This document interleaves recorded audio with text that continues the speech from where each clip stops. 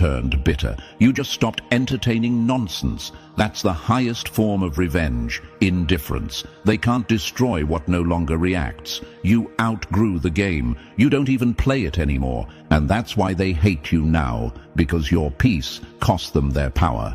You became everything they feared, grounded, unbothered, and free. They see it in your eyes, that calm fury that says, "I've been to hell and it's overrated."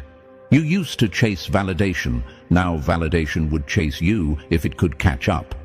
Remember this: every villain in history was once the person who refused to be disrespected again. They got tired of apologizing for their power. You're not heartless. You just learned how to protect the parts of you that nobody defended. That's not darkness. That's self-respect.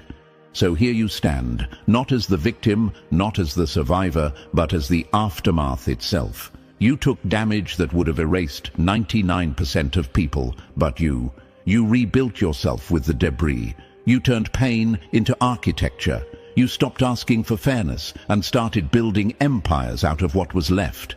And now, when they see you, they remember what they did, and it eats them alive.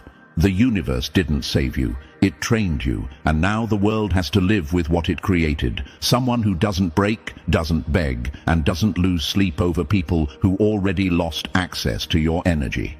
This is your era, not the comeback, the takeover. And hey, chosen one, yeah, you, the one who walked through the kind of pain that should have erased you.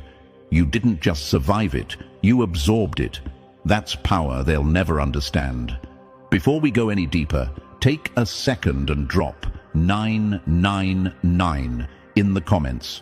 Not for luck, but for proof that you're built different, that you're part of the rare 1% who didn't fall when everything collapsed. Hit that like button and subscribe, not out of habit, but to strengthen this circle of survivors who turned agony into armor. Every interaction here feeds the message, fuels the movement, and keeps this energy alive for the ones still crawling through the fire you already conquered. Now brace yourself. What comes next isn't a pep talk. It's the breakdown of how monsters like you are made, how pain turns into precision, and how survival becomes a skill so sharp it scares the world. If you're still here, you already feel it.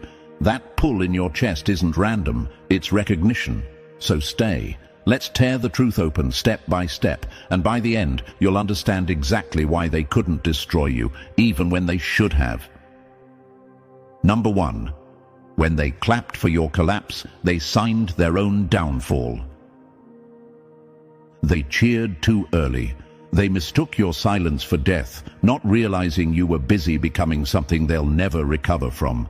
They thought the end of you would be entertaining.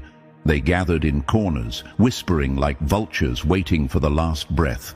Every rumor, every snide laugh, every fake concern, all of it was a celebration of what they thought was your fall. They saw your absence and called it defeat. They mistook your retreat for ruin. But they forgot. Storms don't die when the thunder stops. Sometimes they just gather power. You remember that moment, don't you? The day everything cracked. When the calls stopped, the smiles faded, and you realized how disposable you were.